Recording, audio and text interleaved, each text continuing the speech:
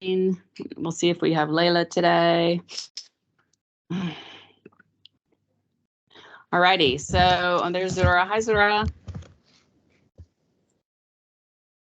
Hi. Okay, so I'm going to keep reading so that we can try and get this book finished, because we need to find out if there's something positive that happens. Been a lot of negative in this story. We need to have some positive, don't we? Yes, I know what page we left off on. It was a little bit of the end. So, let's see. It's the last page of chapter 42. So it's going to be a little different than my book because mine is a hard copy. Last page of chapter 42. I had a little blurb to read, which is really important. This little paragraphs. Everybody in the right spot? Good, Layla's here too. Excellent. Okay. Alrighty. Get away, you, Zalmai cried. Hush, Miriam said. Who are you yelling at? He pointed. There. That man. Layla followed his finger. There was a man at the front door of the house, leaning against it. His head turned when he saw them approaching. He uncrossed his arms, limped a few steps toward them. Layla stopped.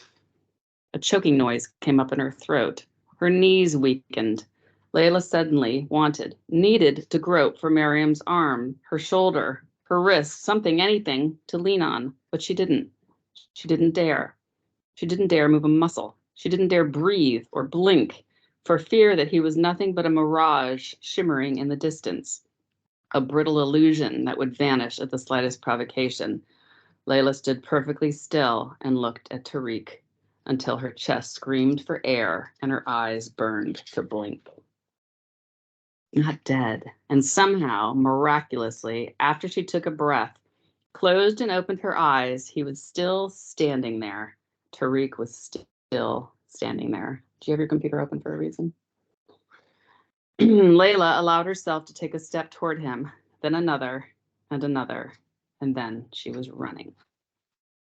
Oh, see? Something good happened. Miriam. Upstairs in Miriam's room, Zalmai was wound up.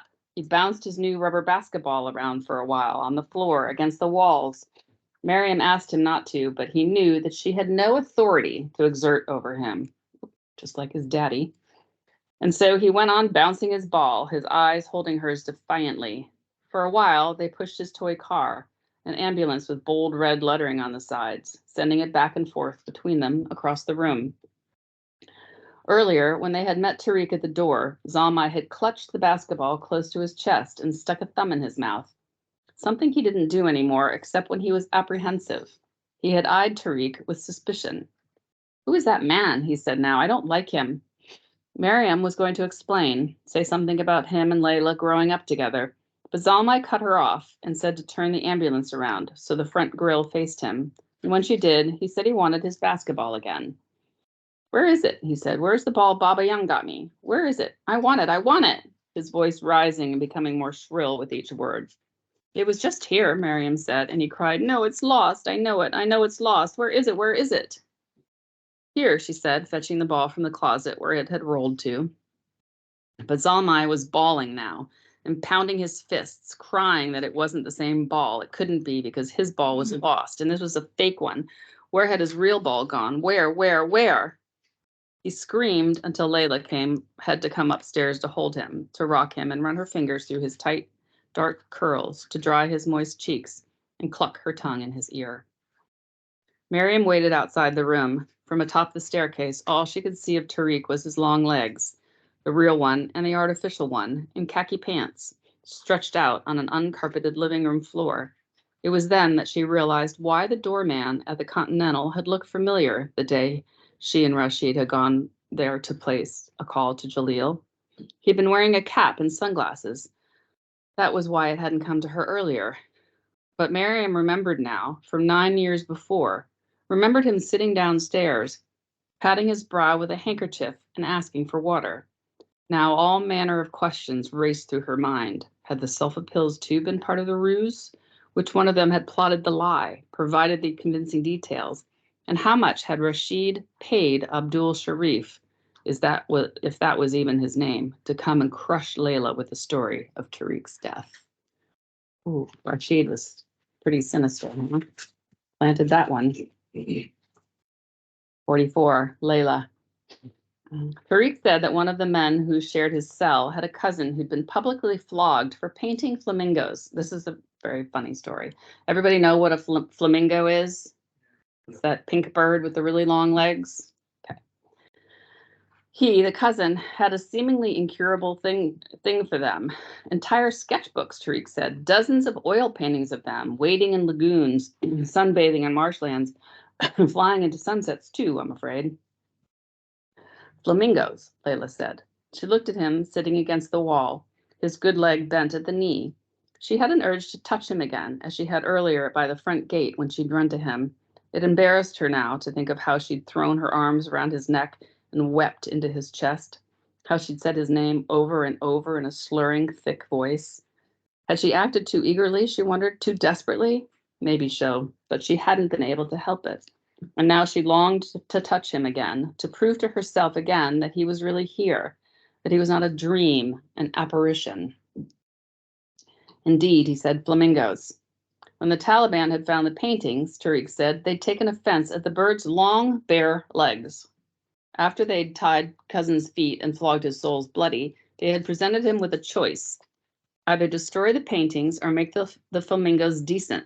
So the cousin had picked up his brush and painted trousers on every last bird.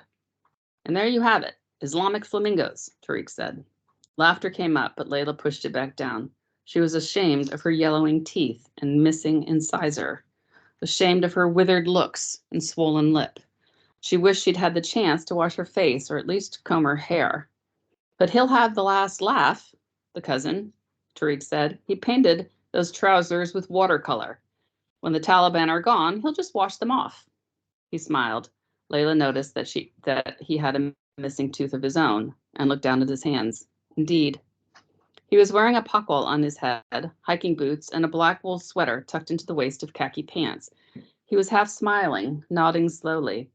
Layla didn't remember him saying this before, this word indeed, and this pensive gesture, the fingers making a tent in his lap and nodding. It was new too.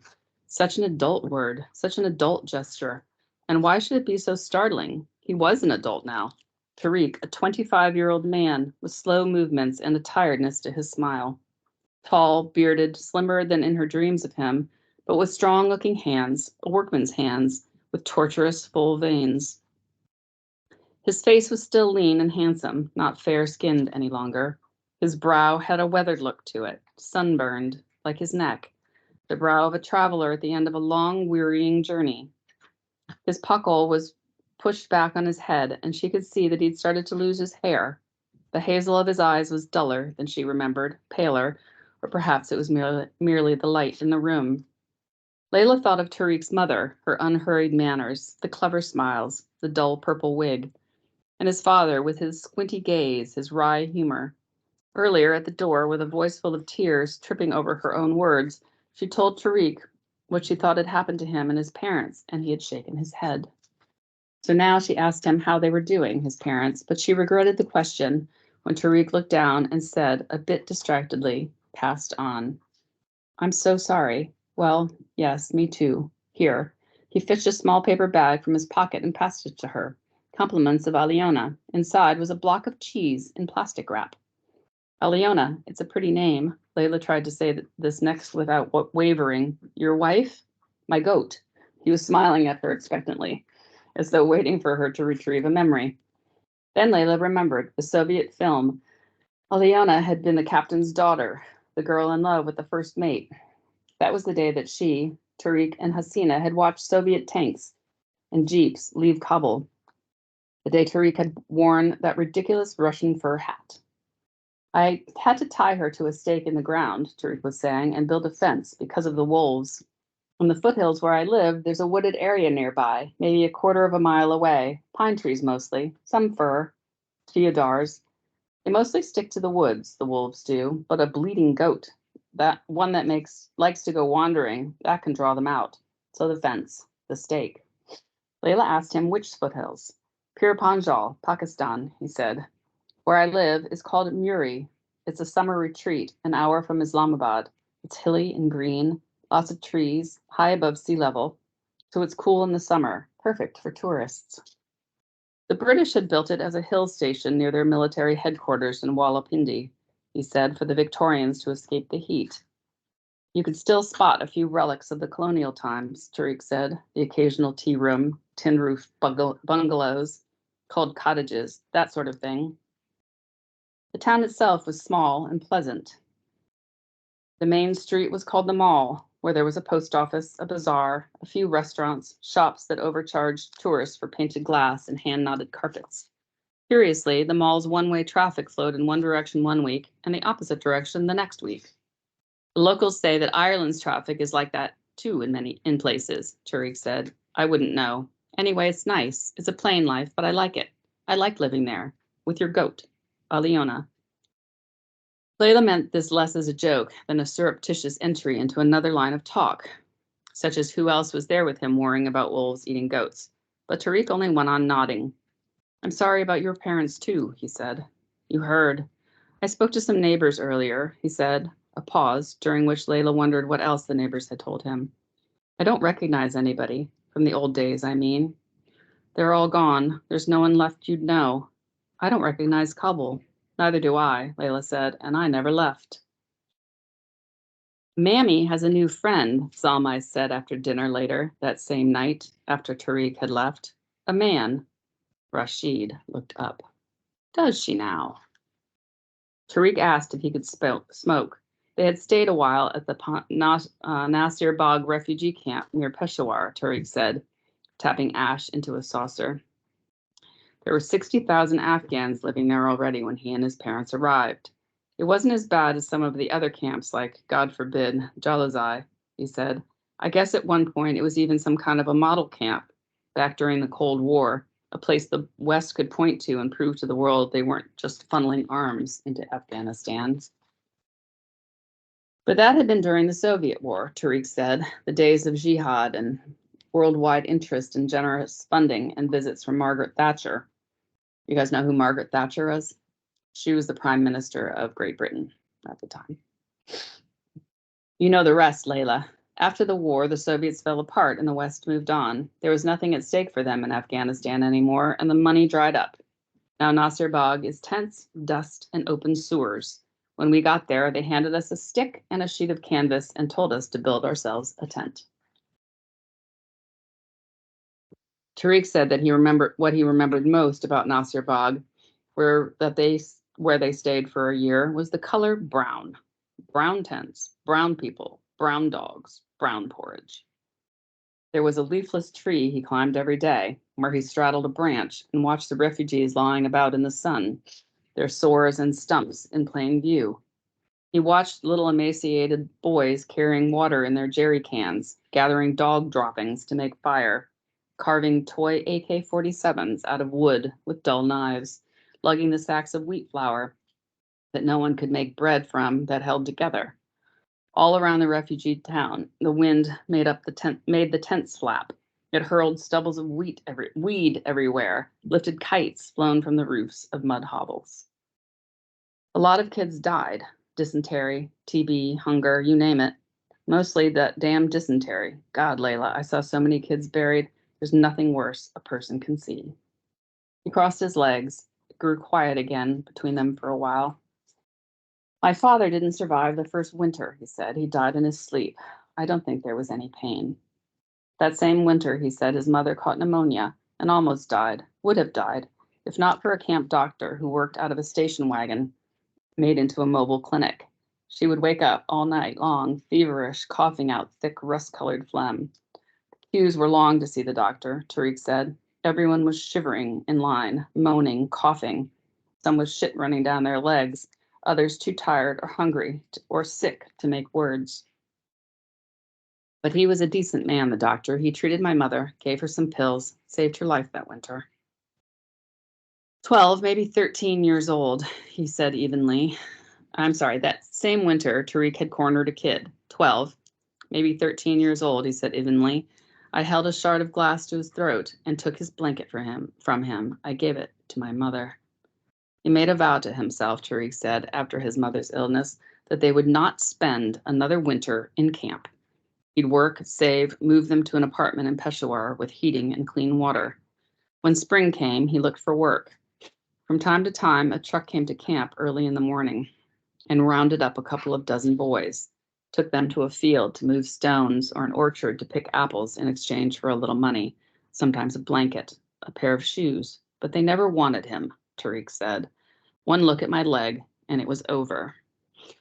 There were other jobs, ditches to dig, hovels to build, water to carry, feces to shovel from outhouses, but young men fought over these jobs, and Tariq never had a chance.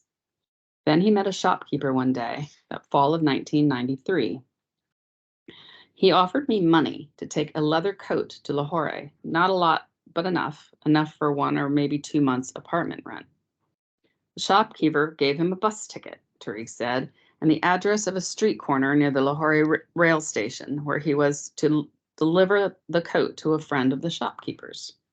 I knew already. Of course I knew, Tariq said. He said that if I got caught, I was on my own, that I should remember that he knew where my mother lived, but the money was too good to pass up, and winter was coming again. How far did you get? Layla asked. Not far, he said and laughed, sounding apologetic, ashamed. Never even got on the bus. But I thought I was immune, safe, as though there was some accountant up there somewhere, a guy with a pencil tucked behind his ears who kept track of these things, who tallied things up. And he'd look down and say, yes, he can have this. We'll let it go. He's paid some dues already, this one. It was in the seams, the hashish, and it spilled all over the street when the police took a knife to the coat. Tariq laughed again when he said this, a climbing, shaky kind of laugh. And Layla remembered how he used to laugh like this when they were little, to cloak embarrassment, to make light of things he'd done that were foolhardy or scandalous. Right, so everybody understands that he was going to take drugs, right? So hashish is marijuana, right? Yeah. Tariq is back. Tariq is back. Yeah. He never died. Abdul Sharif was hired by Rashid to lie to Layla. Yeah. Yeah, so he could have Layla and not have her try and leave. And yeah. And Tariq was in a refugee camp, and because he couldn't find a regular work, he agreed to try and take drugs across to Lahore and got caught. It was in the lining of the coat the man gave him. Okay. And so notice, please, that we're interjecting Zalmai talking to Rashid. Okay, did we get that? So on the previous page, it said, just a really small paragraph that said, Mammy has a new friend, Zalmai said after dinner. Yeah. Okay, so we're getting this again. All right. I'm sorry? Tariq did not kill the kid, he just stole his blanket. Yeah. He mugged him, yeah, for a blanket. Yeah, for his mother. Yeah. Yeah. Yeah. So he's trying to save his mother. So that was the other reason he agreed to do the drug deal. All right, so now we're back with Zalmai and Rashid. He has a limp, Zalmai said. Is this who I think it is? He was only visiting, Miriam said. Shut up, you, Rashid snapped, raising a finger. He turned back to Layla. Well, what do you know? Layla and Manjun reunited, just like old times. His face turned stony. So you let him in. Here, in my house, you let him in. He was in here with my son. You duped me. You lied to me, Layla said, gritting her teeth. You had that man sit across from me. You knew I would leave if I thought he was alive. And you didn't lie to me, Rashid roared. You think I didn't figure it out about your harami? You take me for a fool, you whore? The more Tariq talked, the more Layla dreaded the moment. So this is one of those kind of literary strategies where you're interjecting something that happens in the future into a story that happened in the recent past. Okay, so it's really kind of interesting, and you have to be paying attention as it jumps. The more Tariq talked, the more Layla dreaded the moment when he would stop, the silence that would follow, the signal that it was her turn to give account, to provide the why and how and when, to make official what he surely already knew. She felt a faint nausea whenever he paused. She averted his eyes. She looked down at his hands, at the coarse dark hairs that had sprouted on the back of them in the intervening years. Tariq wouldn't say much about his years in prison, save that he learned to speak Urdu there. When Layla asked, he gave an impatient shake of his head. In this gesture, Layla saw rusty bars and unwashed bodies, violent men and crowded halls and ceilings rotting with moldy deposits. She read in his face that it had been a place of abasement, of degradation, and despair. Tariq said his mother tried to visit him after his arrest. 3 times she came, but I never got to see her, he said. He wrote her a letter, and a few more after that, even though he doubted that she would receive them. And I wrote you. You did? Oh, volumes, he said. Your friend Rumi would have envied my production.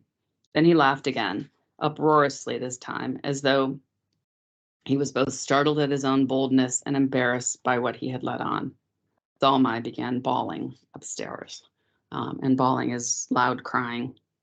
All right, got a little interjection again here. Just like old times then, Rashid said, the 2 of you. I suppose you let him see your face. She did, said Zalmai. Then to Layla, you did, Mammy, I saw you. Your son doesn't care for me much, Tariq said when Layla returned downstairs. I'm sorry, she said, it's not that. He just, don't mind him. Then quickly she changed the subject because it made her feel perverse and guilty to feel that way about Zalmai, who was a child, a little boy who loved his father, whose instinctive aversion to the stranger was understandable and legitimate. And I wrote you. Volumes, volumes. How long have you been in Muri? Less than a year, Tariq said. He befriended an older man in prison, he said, a fellow named Salim, a Pakistani, a former field hockey player who had been in and out of prison for years and who was serving 10 years for stabbing an undercover policeman. Every prison has a man like Salim, Tariq said. There was always someone who was cunning and connected, who worked the system and found you things. Someone around whom the air buzzed with both opportunity and danger. It was Salim who had sent out Tariq's queries about his mother, Salim who had sat him down and told him in a soft fatherly voice that she had died of exposure. Tariq spent 7 years in a Pakistani prison. I got off easy, he said. I was lucky. The judge sitting on my case, it turned out, had a brother who married an Afghan woman. Maybe he showed mercy. I don't know. When Tariq's sentence was up, early in the winter of 2000, Salim gave him his brother's address and phone number. The brother's name was Saeed. He said Saeed owned a small hotel in Muri. Tariq said, 20 rooms and a lounge, a little place to cater to tourists. He said, tell him I sent you. Tariq had liked Muri as soon as he stepped off the bus. The snow-laden pines, the cold, crisp air, the shuttered wooden cottages, smoke curling up from the chimneys. Here was a place, Tariq had thought, knocking on Saeed's door. A place not only worlds removed from the wretchedness he'd known, but one that made even the notion of hardship and sorrow somehow obscene, unimaginable. I said to myself, here is a place where a man can get on. Tariq was hired as a janitor and handyman. Janitor, you guys know that word? Cleaning, okay.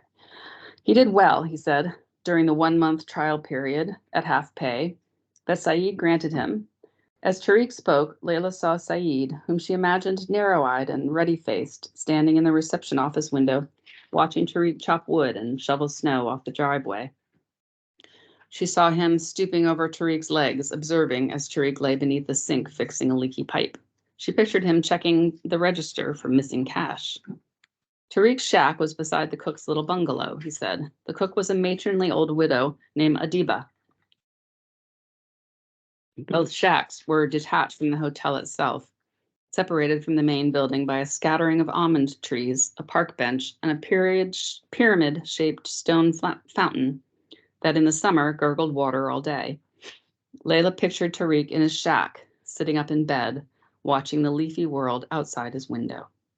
At the end of the grace period, Saeed raised Tariq's pay to full, told him his lunches were free, gave him a wool coat, and fitted him for a new leg. Tariq said he'd wept at the man's kindness. With his first month's full salary in his pocket, Tariq had gone to town and bought Aliona. Her fur is perfectly white, Tariq said, smiling. Some mornings, when it snowed all night, you look out the window and all you see of her is 2 eyes and a muzzle. Layla nodded. Another silence ensued. Upstairs, Zalmai had begun bouncing his ball again against the wall. I thought you were dead, Layla said. I know, you told me. Layla's voice broke. She had to clear her throat, collect herself. The man who came to give the news, he was so earnest. I believed him, Tariq. I wish I hadn't, but I did. And then I felt so alone and scared. Otherwise, I wouldn't have agreed to marry Rashid. I wouldn't have. You don't have to do this, he said softly, avoiding her eyes. There was no hidden reproach, no recrimination in the way he had said this, no suggestion of blame. But I do, because there is a bigger reason why I married him. There's something you don't know, Tariq. Someone. I have to tell you. We're back with Zalmai here. Did you sit and talk to him too? Rashid asked Zalmai. Zalmai said nothing. Layla saw hesitation and uncertainty in his eyes, as if he had just realized that what he'd disclosed had turned out to be far bigger than he'd thought. I asked you a question, boy. Zalmai swallowed. His gaze kept shifting. I was upstairs, playing with Miriam. And your mother? Zalmai looked at Layla, apologetically, on the verge of tears.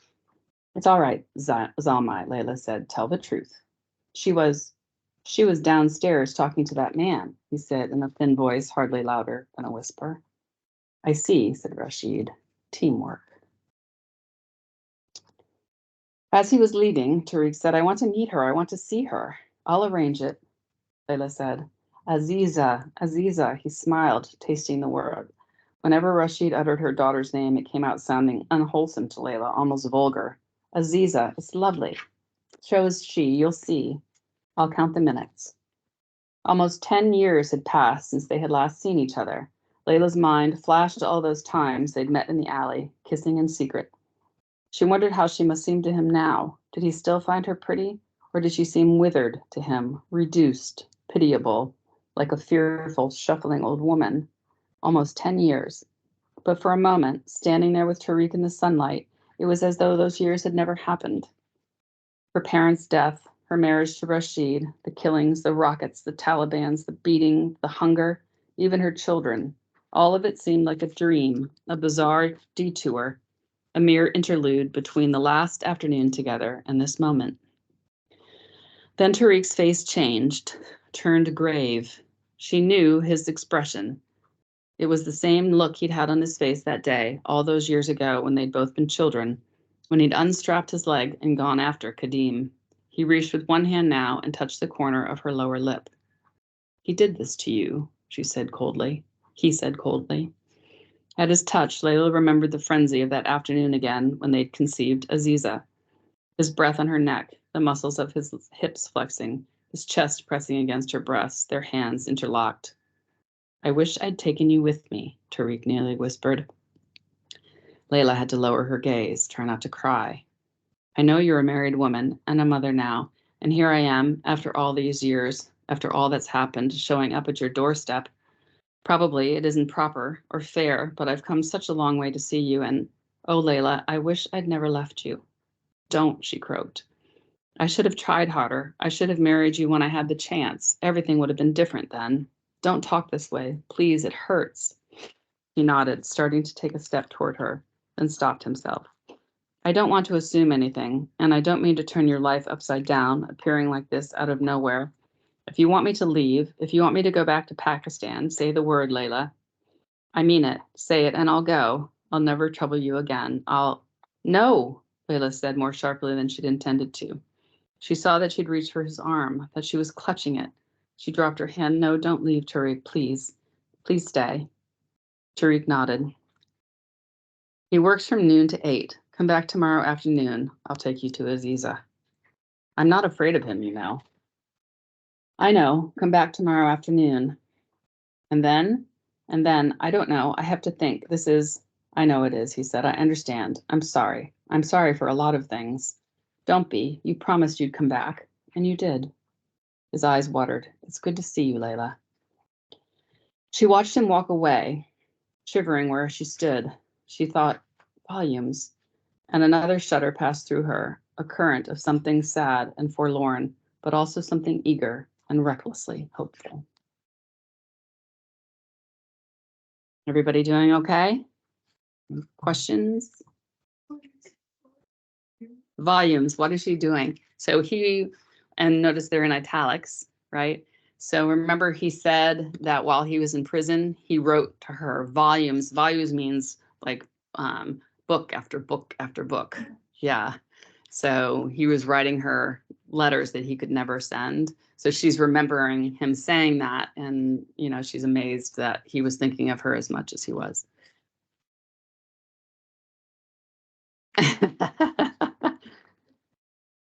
Yeah.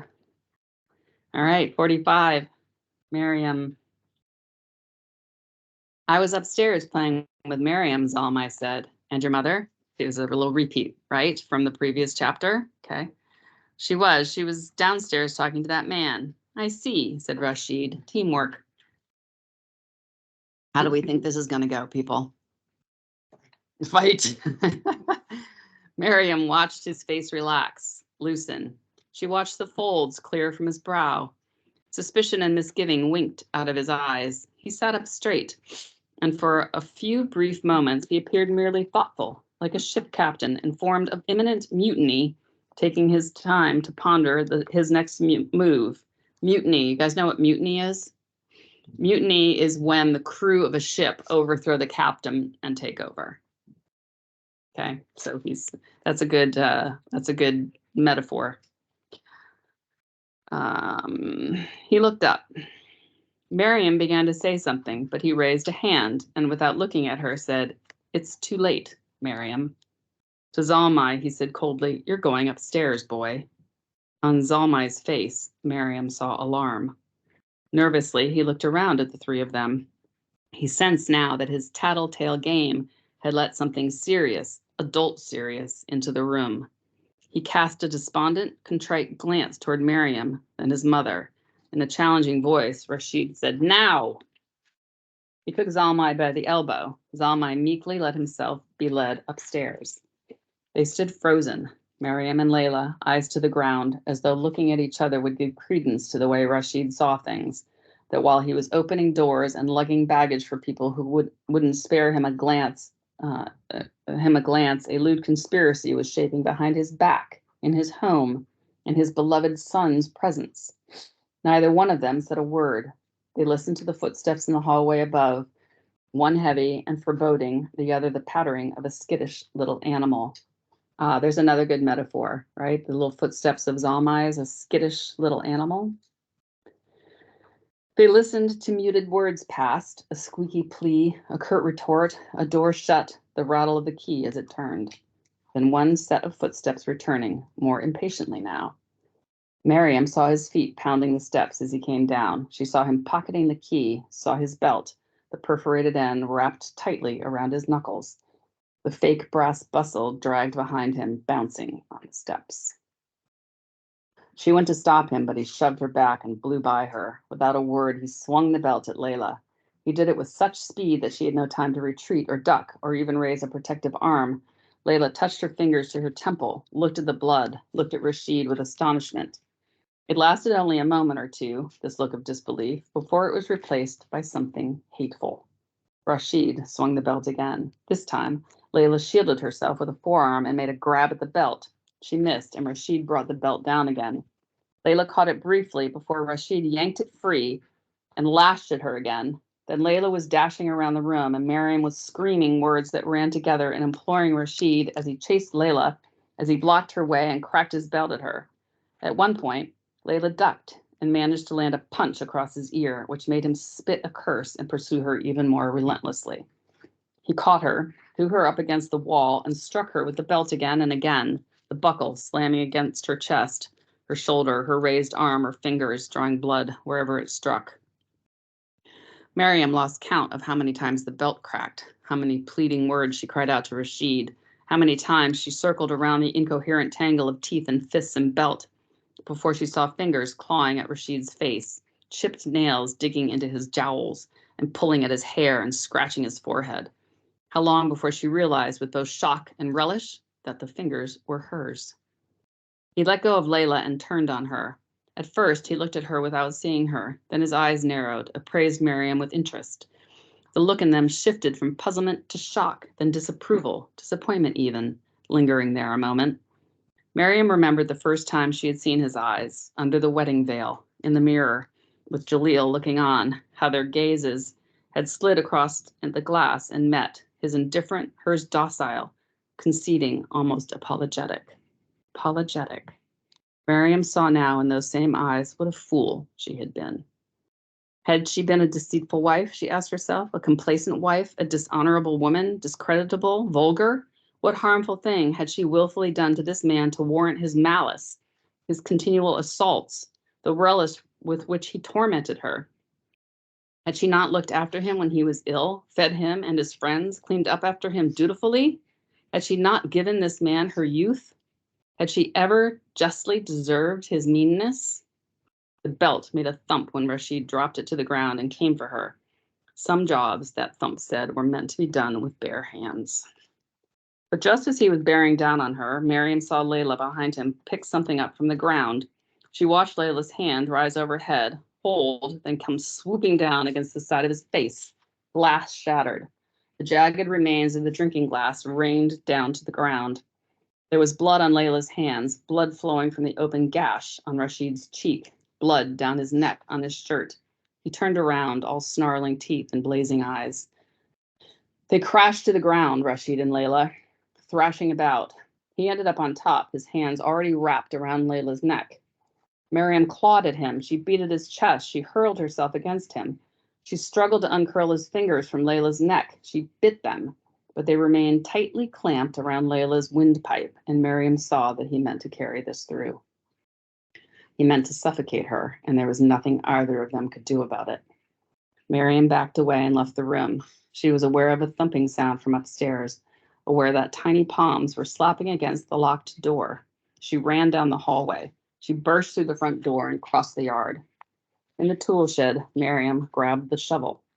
Rashid didn't notice her coming back into the room.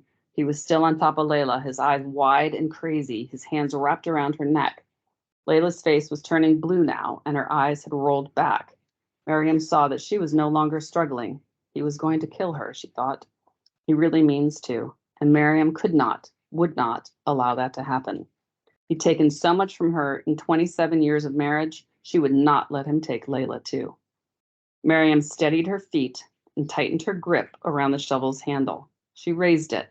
She said his name. She wanted him to see. Rashid. He looked up. Miriam swung. She hit him across the temple. The blow knocked him off of Layla. Rashid touched his head with the palm of his hand. He looked at the blood on his fingertips, then at Miriam. She thought she saw his face soften. She imagined that something had passed between them, that maybe she had quite literally knocked some understanding into his head. Maybe he saw something in her face too, Miriam thought, something that made him hedge. Maybe he saw some trace of all the self-denial, all the sacrifice, all the sheer exertion it had taken her to live with him for all these years, live with his continual condensation and violence, his fault-finding and meanness. Was that respect she saw in his eyes? Regret? But then his upper lip curled back into a spiteful sneer, and Miriam knew then the futility, even the irresponsibility of not finishing this. If she let him walk now, how long before he fetched the key from his pocket and went for that gun of his upstairs in the room where he'd locked Zalmai? Had Miriam been certain that he would be satisfied with shooting only her, there was a chance she would spare Layla. She might have dropped the shovel, but in Rashid's eyes, she saw murder for them both. And so Miriam raised the shovel high, raised it as high as she could, arching it so that it touched the small of her back. She turned it on the sharp edge, was vertical, and as she did, it occurred to her that this was the first time that she was deciding the course of her own life. And with that, Miriam brought down the shovel. This time she gave it everything she had. Whew.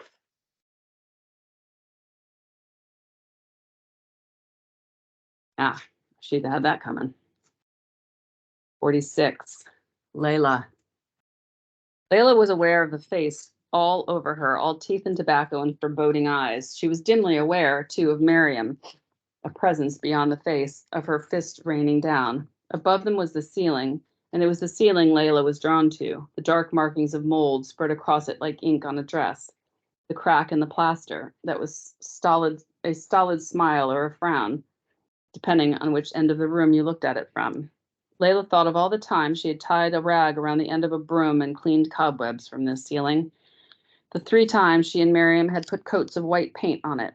The crack wasn't a smile any longer, but a mocking leer, and it was receding. The ceiling was shrinking, lifting, rising away from her and towards some hazy dimness beyond.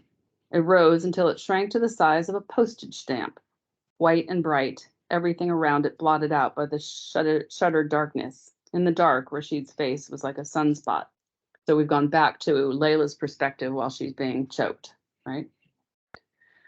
Brief little bursts of blinding light were before her eyes now, like silver stars exploding. Bizarre geometric forms in the light, worms, egg-shaped things, moving up and down, sideways, melting into each other, breaking apart, morphing into something else, then fading, giving way to blackness, voices muffled and distant. Behind the lids of her eyes, her children's faces flared and fizzled. Aziza alert and burdened, knowing, secretive. Zalmai looking up at his father with quivering eagerness. It would end like this then, Layla thought. What a pitiable end. But then the darkness began to lift. She had a sensation of rising up, of being hoisted up. The ceiling slowly came back, expanded, and now Layla could make out the crack again, and it was the same old dull smile. She was being shaken. Are you all right? Answer me. Are you all right? Miriam's face, engraved with scratches, heavy with worry, hovered over Layla. Layla tried a breath. It burned her throat. She tried another. It burned even more this time, and not just her throat, but her chest, too. And then she was coughing and wheezing, gasping, but breathing. Her good ear rang. The first thing she saw when she sat up was Rashid. He was lying on his back, staring at nothing with an unblinking, fish-mouthed expression. A bit of foam, lightly pink, had dribbled from his mouth down his cheek. The front of his pants was wet. She saw his forehead. Then she saw the shovel. A groan came out of her. Oh, she said, tremendously, barely able to make a voice. Oh, Miriam. Layla paced, moaning and banging her hands together, as Miriam sat near Rashid, her hands in her lap, calm and motionless. Miriam didn't say anything for a long time. Layla's mouth was dry. She was stammering for words, trembling all over. She willed herself not to look at Rashid, at the rictus of his mouth, his open eyes, and the blood congealing in the hollow of his collarbone. He's dead. Yep, she killed him. Miriam killed him. The first decision she'd ever been able to make in her own life. At least he's happy. Outside, the light was fading, the shadows deepening. Miriam's face looked thin and drawn in this light, but she did not appear agitated or frightened, merely preoccupied, thoughtful, so self-possessed that when a fly landed on her chin, she paid it no attention. She sat there with her bottom lip stuck out, the way she did when she was absorbed in thought. At last, she said, "Sit down, Layla Joe." Layla did obediently. "We have to move him. Zalmai can't see this." That would not go well. So you should, at some point, Lucy, ask Jack about Rashid. Just you say the word Rashid to him, and he'll just go off. Miriam fished the bedroom key from Rashid's pocket before they wrapped him in a bedsheet. Layla took him by the legs, behind the knees, and Miriam grabbed him under the arms. They tried lifting him, but he was too heavy, and they ended up dragging him. As they were passing through the front door and into the yard, Rashid's foot caught against the door frame and his leg bent sideways. They had to back up and try again, and then something thumped upstairs and Layla's legs gave out. She dropped Rashid. She slumped to the ground, sobbing and shaking. and Miriam had to stand over her, hands on hips, the way she had to get her and say that she had to get herself together, that what was done was done. After a time, Layla got up and wiped her face, and they carried Rashid to the yard without further incident. They took him into the tool shed. They left him behind the workbench on which he sat his saw, some nails, a chisel, a hammer, and a cylindrical block of wood that Rashid had been meaning to carve into something for Zalmai, but had never gotten around to doing. Then they went back inside. Miriam washed her hands, ran them through her hair, took a deep breath, and let it out. Let me tend to your wounds now. You're all cut up, Layla Joe. Miriam is being pretty stoic here, huh? Being quite like the mother. Miriam said she needed the night to think things over, to get her thoughts together and devise a plan. There's a way, she said, and I just have to find it. We have to leave. We can't stay here, Layla said in a broken, husky voice. She thought suddenly of the sound of the shovel must have made striking Rashid's head, and her body pitched forward. Bile surged up in her chest. You know what bile is? It's like you're going to throw up. It's the acid in your stomach. Miriam waited patiently until Layla felt better. Then she and Layla had Layla lie down, and as she stroked Layla's hair in her lap, Miriam said not to worry, that everything would be fine. She said that they would leave, she, Layla, the children, and Tariq too. They would leave this house in this unforgiving city. They would leave this despondent country altogether, Miriam said, running her hands through Layla's hair, and go someplace remote and safe where no one would find them, where they could disown their past and find shelter. Somewhere with trees, she said. Yes, lots of trees. They would live in a small house on the edge of some town they'd never heard of, Miriam said, or in a remote village where the road was narrow and unpaved, but lined with all manner of plants and shrubs. Maybe there would be a path to take, a path that led to a grass field where the children could play, or maybe a graveled road that would take them to a clear blue lake where trout swam and reeds poked through the surface. They would raise sheep and chickens, and they would make bread together and teach the children to read. They would make new lives for themselves, peaceful, solitary lives, and there the weight of all they'd endured would lift from them, and they would be deserving of all the happiness and simple prosperity they could find. Layla murmured encouragingly. It would be an existence rife with difficulties, she saw, but of a pleasurable kind, difficulties they could take pride in, possess, value, as one would a family heirloom. Miriam's soft maternal voice went on, brought a degree of comfort to her. There is a way, she'd said, and in the morning Miriam would tell her what needed to be done, and they would do it, and maybe by tomorrow this time they would be on their way to this new life, a life luxuriant with possibility and joy and welcomed difficulties. Layla was grateful that Miriam was in charge, unclouded and sober, able to think this through for both of them. Her own mind was a jittery, muddled mess. Miriam got up. You should tend to your son now. On her face was the most stricken expression Layla had ever seen on a human face. Layla found him in the dark, curled up on Rashid's side of the mattress. She slipped beneath the covers beside him and pulled the blanket over them. Are you asleep? Without turning around to face her, he said, Can't sleep yet. Baba Yan hasn't said the Babalu prayers with me. Maybe I can say them with you tonight. You can't say them like he can. She squeezed his little shoulder, just the nape of his neck. I can try. Where is Baba Yan? Baba Yan has gone away, Layla said, her throat closing up again. And there it was, spoken for the first time, the great damning lie. How many more times would this lie have to be told? Layla wondered miserably. How many more times would Zalmai have to be deceived? She pictured Zalmai, his jubilant running welcomes when Rashid came home, and Rashid picking him up by the elbows and swinging him around and around like until Zalmai's legs flew straight out. The two of them giggling afterwards when Zalmai stumbled around like a drunk. She thought of their disorderly games and their boisterous laughs, their secretive glances. A pall of shame and grief for her son fell over Layla. Where did he go? I don't know, my love. When is he coming back? Would Baba Yan bring a present with him when he returned? She did the prayers with Zalmai, 21 Bismillah Rahims, one for each knuckle of his 7 fingers.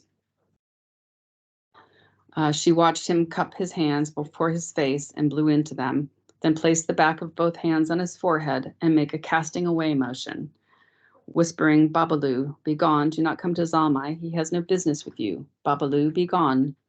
Then, to finish off, they said Allahu Akbar 3 times, and later, much later that night, Layla was startled by a muted voice. Did Baba Yan leave because of me? Because of what I said about you and the man downstairs? She leaned over him, meaning to reassure, meaning to say, it had nothing to do with you, Zalmai. No, nothing is your fault. But he was asleep, his small chest rising and sinking. This finished. We'll try. When Layla went to bed, her mind was muffled up, clouded, incapable of sustained, rational thought. But when she woke up to the muezzin's call for morning prayer, much of the dullness had lifted. She sat up and watched Zalmai sleep for a while, the ball of his fist under his chin. Layla pictured Miriam sneaking into the room in the middle of the night as she and Zalmai had slept, watching them, making plans in her head. Layla slipped out of bed. It took effort to stand. She ached everywhere. Her neck, her shoulders, her back, her arms, her thighs, all engraved with the cuts of Rashid's belt buckle. Wincing, she quietly left the bedroom. In Miriam's room, the light was a shade darker than gray, the kind of light that Miriam had always associated with crowing roosters and dew rolling off blades of grass. Miriam was sitting in the corner on a prayer rug facing the window. Slowly, Layla lowered herself to the ground, sitting down across from her. You should go and visit Aziza this morning, Miriam said. I know what you mean to do. Don't walk. Take the bus. You'll blend in. Taxis are too conspicuous. You're sure to get stopped for riding alone.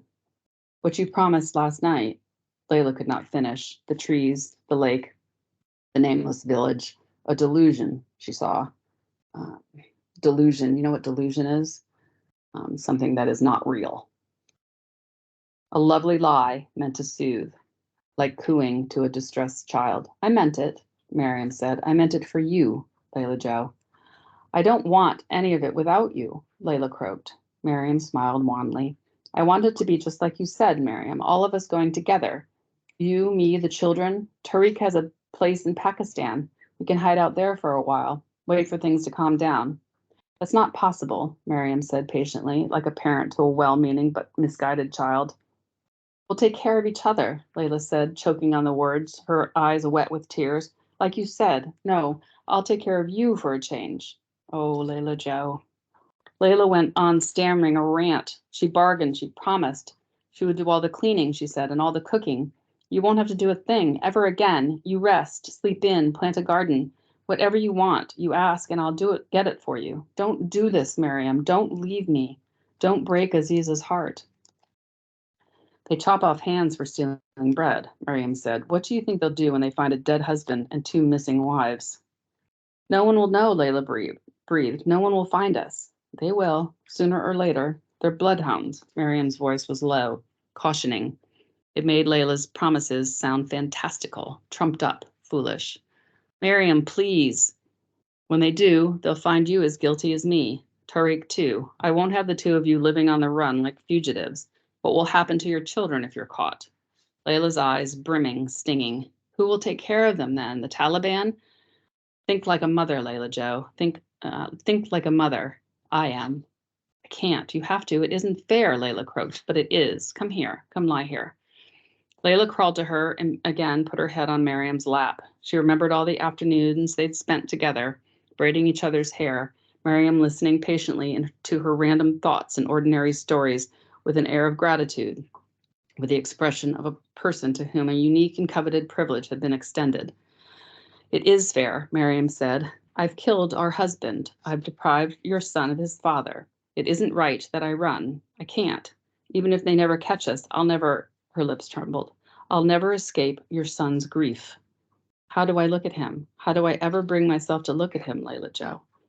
Miriam twiddled a strand of Layla's hair, untangled a stubborn curl. For me, it ends here. There's nothing more I want. Everything I'd ever wished for as a little girl, you've already given me. You and your children have made me so very happy. It's all right, Layla Joe. This is all right. Don't be sad. Layla could find no reasonable answer for anything Miriam said.